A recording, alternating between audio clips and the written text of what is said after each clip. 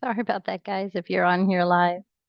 Trying to get this all situated and it's not working very well. So let's see how that's working. Okay, I think it's working now. Think it's working, think it's working. Awesome.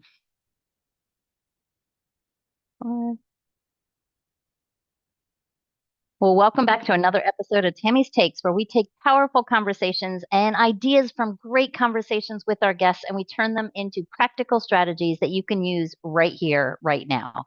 So, today I want to talk about something that came up in my conversation with Kaylin Peete yesterday from the Family Online Safety Institute. We talked about social media, we talked about AI, we talked about screen time, phones, we talked about online safety. But as I sat here with the conversation afterwards, I realized something. It's not technology that's the issue. The actual issue is the connection with people. Because here's what I know after years of working with adult children of dysfunctional families, there is no connection. People don't stop needing connection just because they grow up. Children don't need less connection just because they have a cell phone in their hand. Teenagers definitely don't need less connection because they have access to social media. Adults, they don't even need less connection because they have AI. Even though we think they do not. We still, at the end of the day, all need the same thing. We need to be seen. We need to be heard. We need to feel safe. Let's be real. So when those things are being met, we'll often go without looking for them for somewhere else. If you could actually get that connection at home with your parents, with your sibling, with your spouse, whoever it is, maybe you wouldn't go to AI and you wouldn't go to Google to get the answers to questions that could be answered right there with a human. So sometimes that connection, we need to start looking for it in relationships, guys. Sometimes that's at work. Sometimes that's in an addiction. Sometimes it's in technology. We're going to look for that connection no matter what. So there was something that Kaylin said to me that really, really, really stood out to me. She talked about how some kids are turning to AI chatbots because it feels safer than talking to another person. Whoa. I mean, like, let's be real. Safer than talking to another person. Let's think about that for a second.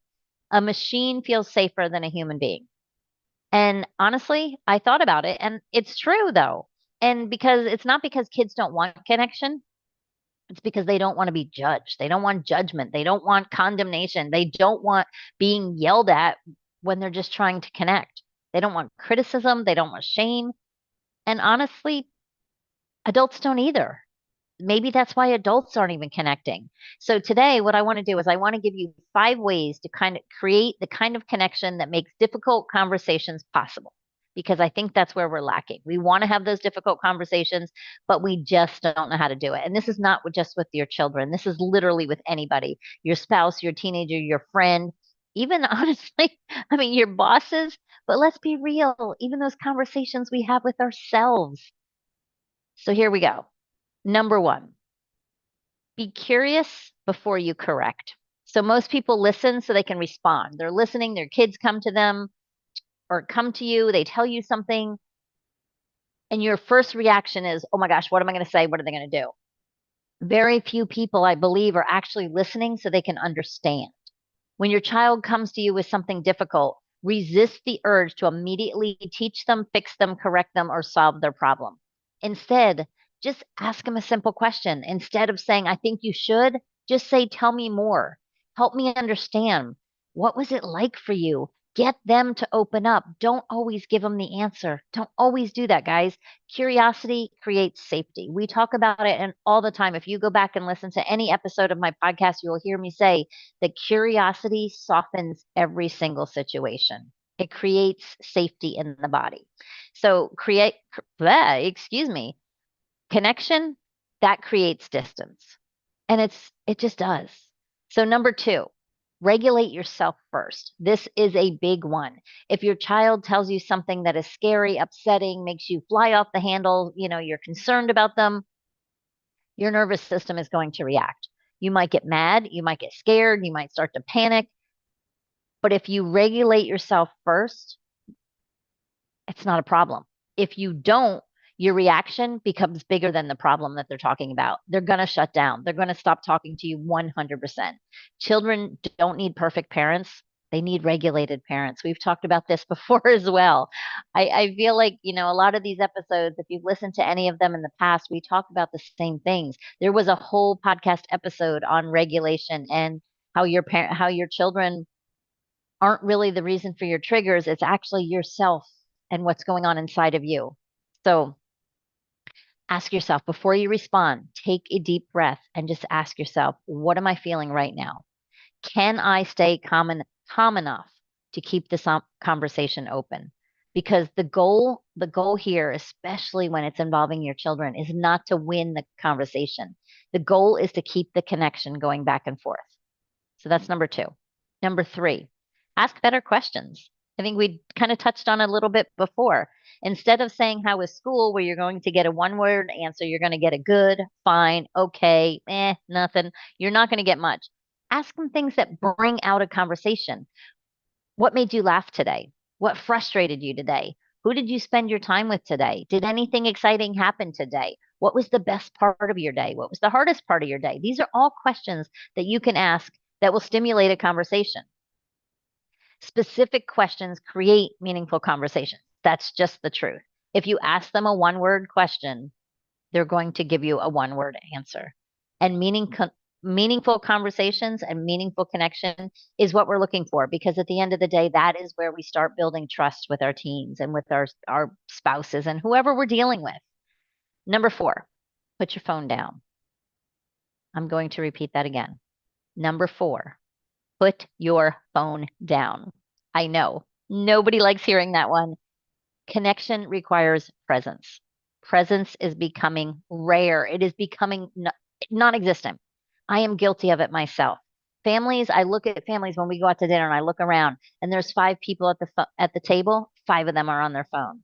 Nobody's talking, nobody's connecting, everybody's scrolling, children are silent. They're just doing their thing. And kids notice. They notice when you're distracted.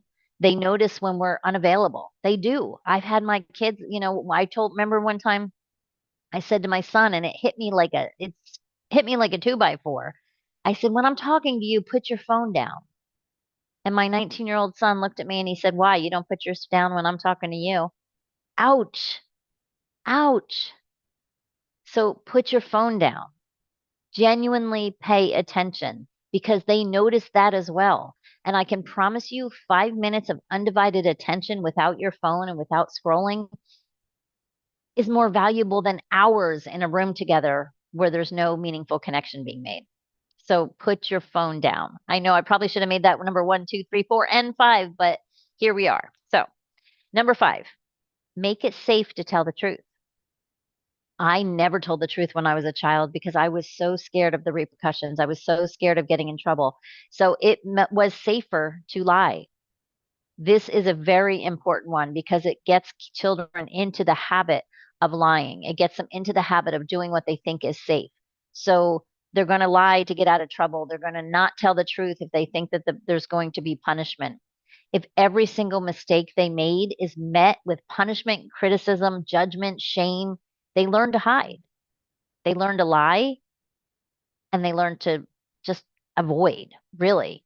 So if you look at, I go back and if you look at one of the characteristics of an adult child of an alcoholic or dysfunctional family, and it took me a long time to really grasp this one, was that one of the characteristics is you lie when it's just as easy to tell the truth. Think about that. Think about how many people that do that and think about how devastating that is, honestly. So what people need is they need to know that they can come to you, whether it's your spouse, your significant other, whatever it is, your child, your family, your parents, whoever it is. They need to know that they can come to you and they're going to get connection before correction. People, they grow better when they're in environments that are safe. And that's what this whole podcast is about. It's making people feel safe in their bodies. So you don't want to keep your children, your spouse, your significant other, your boss, whoever it is, don't keep them in an environment where they feel scared. It's at the end of the day, it's not good. So that is my 5. So I want to talk a little bit just to kind of sum them up. At the end of the day, technology isn't going anywhere. AI isn't going anywhere. Social media isn't going anywhere. So the question is not how do we get rid of these things?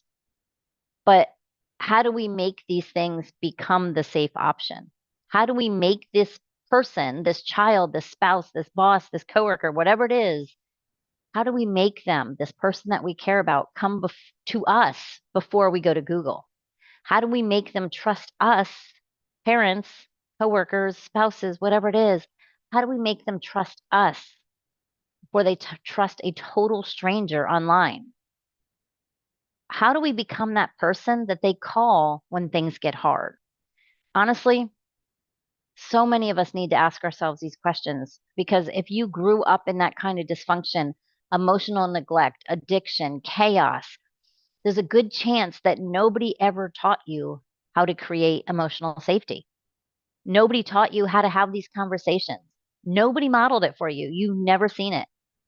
But that's okay because today can be the day that you learn. Today can be the first day. Today can be the first day of you being the cycle breaker. Today can be the day that you create something different. And I promise you, you can. And I promise you, it'll be so worth it. So if this episode resonated with you and you're realizing that, yeah, my own childhood experiences may be impacting the way I connect with the people that are in my life or the way I show up in relationships today, I would absolutely love to help. Go in the link, just book a complimentary clarity and call clarity and couldn't say that one. It is a clarity and calm call, complimentary clarity and calm call. And we can explore the patterns that might just be kind of holding you back now and maybe keeping you stuck from having those connecting moments that you want and that you so deserve. So again, you can find it in the show notes if you want to reach out to me. I had a really tough time spitting that one out there. So give me a call. We'll explore all of that because at the end of the day, we want to be able to use these practical steps and have healthier relationships, stronger boundaries, and greater emotional resilience, honestly. So grab it below, reach out to me. But remember, guys, people heal through connection. Children heal through connection. Families heal through connection. And often the most powerful thing that you can say to someone isn't what you have to do or what you should do. It's just, I'm here, tell me more. So let's start to have those powerful connections. Let's start to have those conversations and let's start to have them in a meaningful, connecting way. So until next time, love you guys, and I will see you back.